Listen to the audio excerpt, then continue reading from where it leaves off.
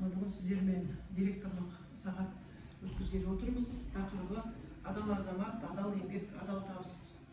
Бұндағы негізгі мақсат диалогтық алаң құру арқылы мектеп отбасы білім алушылардың арасындағы байланысты нығайту. Адал табыс бұл бір-бірімен ажырамас ұғымдар.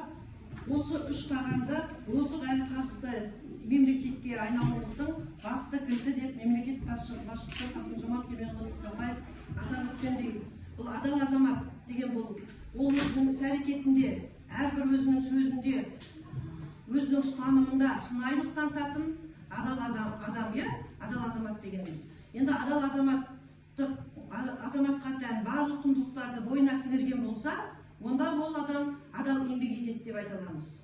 Ол адал еңбек ету деген ол адамның жанын қинап, маңдай терімен, жанкештілікпен еткен еңбекті біз адал еңбек деп айтамыз, балалар. Сол еңбектің арқасында ол адал табыс табады. Міне осы үш ұғым бір-бірімен өзара байланысты. Адал еңбектің қоғамдағы рөлі қандай дейді балалар? Құрметті ата-аналар, ұстаздар, өзін-өзі басқару ұйымы. Адал еңбектің қоғамдағы рөлі қандай деген. Осы сұрақтың аясында кім ой айта алады? Ал енді жаңа айтып жатқан пікірлеріңізге тегіс қосыламын. Адал еңбектің қазіргі қоғамдағы рөлі өте биік болып тұр, өте ерекше.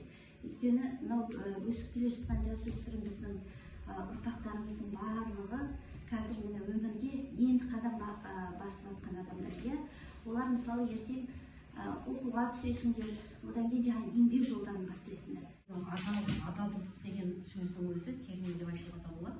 Бұл адамгершіліктің ішіндегі, тәрбиенің ішіндегі ең биік шыны деп айтуға болады. Өйткені бұл адал деп атында тұр. Бұл жастардың арасында болсын, еңбекте қызмет етіп жүрген адамдардың арасында, үлкендердің арасында болсын, бұл бір алға ұстайтын үлкен қасиеттің бірі. Адал азамат деген жалпы еліне, осы жеріне адал болатын ұрпақты адал азамат деп айтамыз.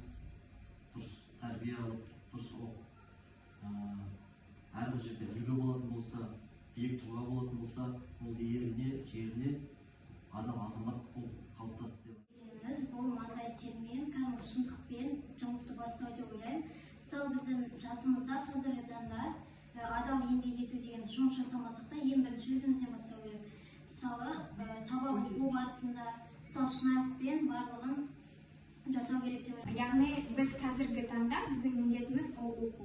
Оқудың нәтижесінде біз болашақта өзіміз армандаған арманды қалайтын кірпіш таба аламыз.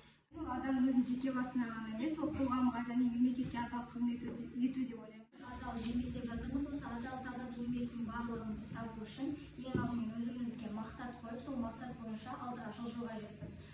Сол мақсат бойынша барлық қиындықтар және тағы да басқаларына төтеп беріп, тек қана алға жылжысақ, осы адал және өзіміз таңдаған мақсатта, мамандықта жұмыс істеп, тек адалынан жұмыс тапсақ, осы бізде адал еңбек, адал табыс болып. Адал еңбек деген адал жолмен маңдай термен тапқан терді айтады. Адал табыс деген ол адамның өз табандылығымен, шыншылдығымен келетін табыс деп ойлаймын. Себебі ешқашан да оңайшылықпен келе салатын еш нәрсе болмайды. Адам бірінші еңбектену керек, талпыну керек, содан кейін барып өзі